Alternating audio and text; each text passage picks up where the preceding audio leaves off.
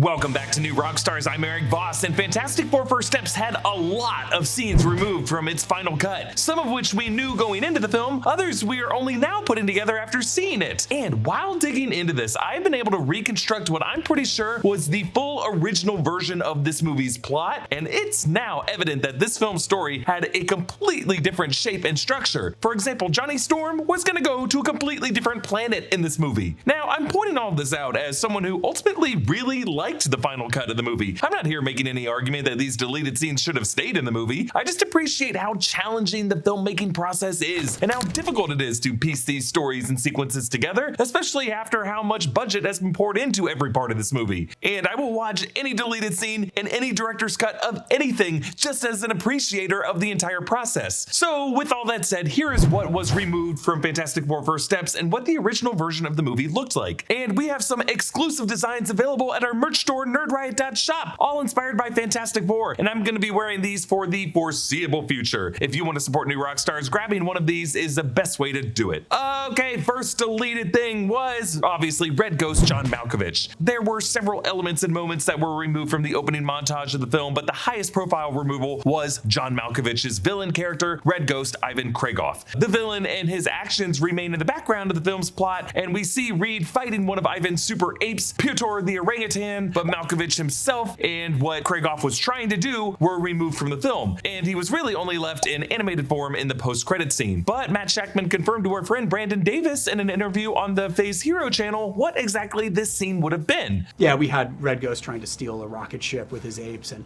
Reed trying to defeat him and outwitting him, and they had a lot of really great fun stuff. And yeah, we used snippets of it in that montage. You see him sort of kicking one of the apes into the water. And I love hearing this because I actually theorized that this was the case in my Easter egg breakdown. Yeah, Ivan and his super apes were trying to steal the Excelsior. Now, Shackman had said in pre-release interviews that cutting Malkovich from the film was heartbreaking for him, but implied that they had to do this for pacing issues. Shackman also told Elite Daily that sadly, we will never see a director's cut version of this movie that includes Red Ghost, saying, quote, "There are so many visual effects involved that those scenes remain unfinished, so that's not possible." In general, there were a lot of cuts from this opening montage. Bringing us to our next cut, the Act 1 Ted Gilbert show. By now, you should know that the final sequence of the film shows the Fantastic Four returning to the Ted Gilbert show with Baby Franklin, with Ted trying to introduce them as the Fantastic Five, but then their wrist devices go off, so they have to run down the backstage corridor, and they pass some guys dressed as Roman soldiers, and then they end up bickering outside as they try to install Franklin's car seat in the Fantastic car. But in trailer footage, we see a different version of the scene that's without Franklin, where they pass a cowboy and a cowgirl. So that, plus the abrupt way that the opening montage ends, tells us that there must have been some cut from the Act 1 version of the Ted Gilbert show that the final sequence of the movie would have called back to. This is not that much of a painful cut, but it would have made the final sequence more structurally funny as a callback to Ted never really getting a real interview with the family. Cut number 3, the Fantastic Four in their Jack Kirby suits. A set photo showed the four in their original costumes with the black collars and the cuffs, like in Jack Kirby's original designs. Now, in the Prelude comic, that was the first version of the suits that they wore. And if you look closely, we do actually see them in these suits briefly in the opening montage of the film, in the wide shot when they're fighting Giganto, and then in shots of them saving the Pan Am employees from Mole Man Harvey Elder attacking the Pan Am building. The next cut, the Every Sunday at 7 on the dot scene. This was perhaps the most surprising removal from the film. The press tour of the Baxter building that would have been inspired by Jackie Kennedy's tour of the renovated White House that Marvel Studios posted literally every Sunday night at 7 p.m. Eastern time from their social accounts from February through July of this year. They turned this into a meme and then didn't include it in the film. Additionally, there was some 60mm home movie footage shot from one of these family dinners. It looks like Thanksgiving in this footage that was released as promo footage but not in the final cut.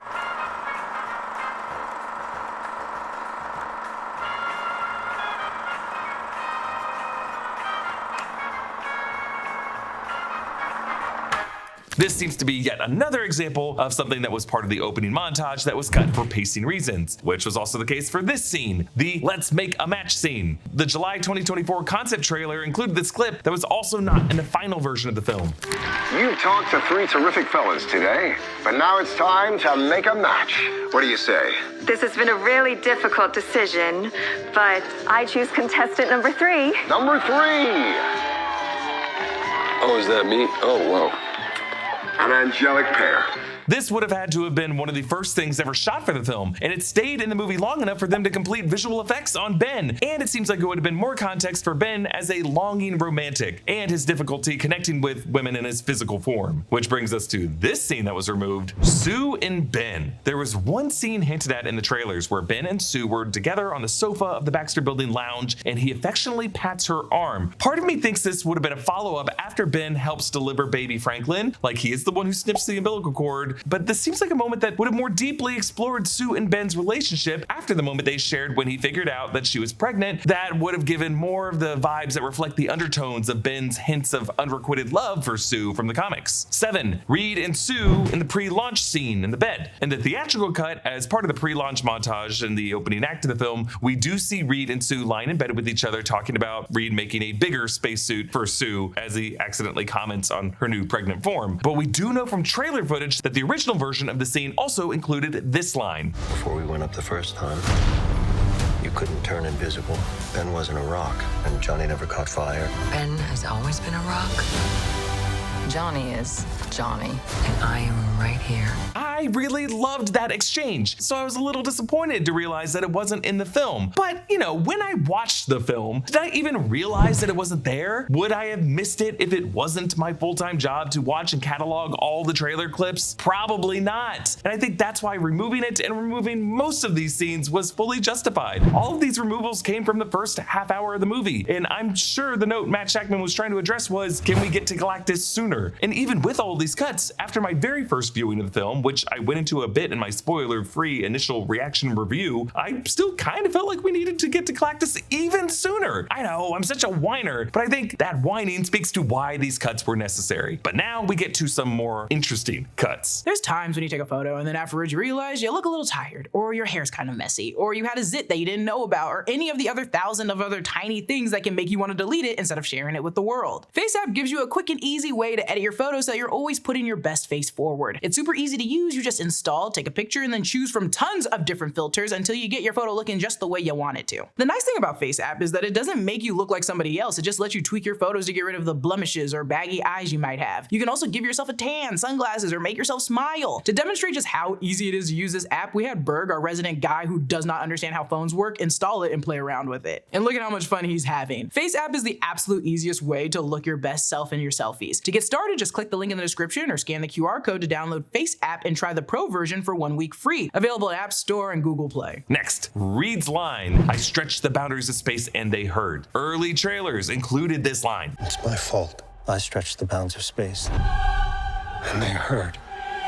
Reed never says this line in the final cut of the movie, and now, having seen the movie multiple times, it is not easy to figure out what context he would have said this line in. After the Silver Surfer arrives, Reed goes into a mindset of like optimistic curiosity. He seems pretty confident that they can handle whatever the Silver Surfer was warning about, so this line would have most likely had to have come after the Fantastic Four have returned from their Galactus mission, in that period of the film when Reed was feeling particularly guilty in the second half of Act 2 going into Act 3. But then, what was Reed referring to when he says that he stretched the boundaries of space? Does Reed feel like his advancements in technology and faster than light travel and his listening in on deep space transmissions are what announced Earth's existence to the Silver Surfer? Well, I have a theory for when this could have come up that brings us to this deleted scene. Sue finds Johnny in his blue spacesuit when he's sitting upside down in his chair. This was just one short shot that was in one of the trailers, but we did not see it in the movie. So it must have been from a deleted scene of the movie that would have focused more on Johnny's eagerness to use the suit to get back out into space. Which brings me to what I think was the major part of this movie removed from the second half of the film that would have completely recontextualized the movie as a whole. Johnny Storm visits Zenn-La. I have watched and broken down hundreds of films, and at this point I can kind of see what parts of a film might feel just a little more structurally inelegant than other parts do. Story beats that feel a little understated, kind of a little jettisoned, convenient, over-efficient, connective tissue to get us from one part of the story to the other part of the story. And they often just center around one character doing something that is a little out of character for them. In this movie, it was Johnny Storm's subplot. Now, to be clear, I think Johnny Storm was always going to be translating the language of Zenn-La in this movie. I don't think that's out of character for him. It's just how fast it happens. In the first act, Johnny is focused on getting a new spacesuit with a longer burning oxygen supply from Reed that would make space travel more of a possibility for Johnny. In a meeting that Reed forgets was even on the schedule, Johnny makes this request and then it's kind of blown off by Reed. And then in the following scene, we find out from Ben that Johnny had actually really looked forward to having this meeting. But then that meeting shifts into Johnny being tasked with listening to this deep space transmission in another language. There was an arc in this movie where Johnny really in particular wanted to be a space traveler, and the movie kind of forgets it in the second half after they go out into space. Why would you spend so much airtime in the front half of a movie setting that up? Well, then Johnny gets this one-on-one with the Silver Surfer where he hears her native language, the blessing of die with yours, which he then uses to decode all of the transmissions into messages of gratitude from Zenn-La and messages of terror from planets that she had helped destroy. All of this is pretty cool to see Johnny go through in the movie, but what does it have to do with him wanting a spacesuit? Well, then I remembered these early set photos of Joseph Quinn on a beach. This one and this one. That is not Ben Grimm. That is definitely Johnny. It's blurry, but it is definitely Johnny. We never saw Johnny Storm in any location that looked like this in the movie. So I believe that Johnny's Act 2 arc would have taken one of two forms. One, Johnny could have actually traveled into deep space to find the planet of Zenn-La. That would pay off why it was such a big deal for him to get a new suit from Reed with extended oxygen supply. And it would parallel Johnny's arc in the Galactus trilogy of the 1966 comics when it's the Human Torch who goes out into deep space to retrieve the ultimate nullifier, the one thing that can defeat Galactus. Johnny could have found the planet of Zenn-La and even met the people Shalla-Bal spared with their sacrifice and learned her backstory that way. But the second option version of this that I think is equally plausible, maybe Johnny visiting Zenn-La was kind of a vision or like a metaphorical journey for him. Like, I think Johnny's arc in this movie either way was going to be him doing that translation homework in his room. But then maybe what really happened was that when he spoke to Shalla-Bal in her language and confronted her with all these messages and they talked up in the light of the moon, maybe she touched him and in doing so mentally transported him into her last memory on Zenn-La. The reason I think this is possible is that in the earlier part of the movie, when he touched her board, if you listen closely, you can hear the voices of the planet Zenn-La echoing in his mind. Maybe if he had held on for longer and if Shalla-Bal had let him see this, he could have visually transported himself to a memory of her home world. And then walking around within that memory, he could have witnessed what had happened to her there on the beach. Specifically, a lot of the shots of Zenn-La in this movie look like point of view shots, as if they were shot from someone watching it happen. So whether it was just a vision or a place he actually physically went to, there was a version of this movie, I think, with a plot that considered it necessary to get Joseph Quinn in his Fantastic Four suit on a beach somewhere. And the only other scene on the beach in the movie was on Zenn-La. And Johnny is the only character in the movie who, on his own, learned about Shalla-Bal's backstory on Zenn-La. So coming back to Reed's removed line of "I stretched the boundaries of space and they heard," I think it might have been something he said to Johnny after Johnny returned from Zenn-La and told Reed that the people of Zenn-La had heard of Reed Richards and his exploits, and then Reed would have felt greater guilt that his actions were what put Earth on Shalla-Bal's list of targets. Now, since we are talking about things that were possibly removed, I need to come back to a video we made about a rumored big ol' cameo for this movie based on this social media photo of Pedro Pascal with someone whose face was covered. In that video, I compared this photo to this set video taken in Spain, showing a mystery actor on the set of Fantastic Four with the set covered as he was brought from a makeup trailer to set. The theory I posed at the time was that this could be a Ioan Gruffudd cameo. Obviously, that was not the case, but I'm now pretty sure that the mystery person in the Instagram photo at the pub was actually Pedro Pascal's stunt double, Martin Wilde, who's in the credits of this movie. Meanwhile, the person with his head covered being walked to set was likely Ralph Ineson, a man who I actually walked right by on the day that I interviewed Matt Shackman in the place where they were interviewing everyone, and I can tell you, that's what his legs look like. And his head being covered was probably because he had some face makeup or headpieces for Galactus before the rest of his body was inserted into the Galactus suit. And they knew it looked weird, and they didn't want paparazzi to get shots of that. Comment down below with your thoughts on all of this, and a special thanks to one of our YouTube members, Bro, who supports us at the executive producer level. Follow me at EA Voss, and subscribe to all the channels in the New Rockstars network for breakdowns and news coverage of everything you love. Thanks for watching, and I'll see you next time. Bye.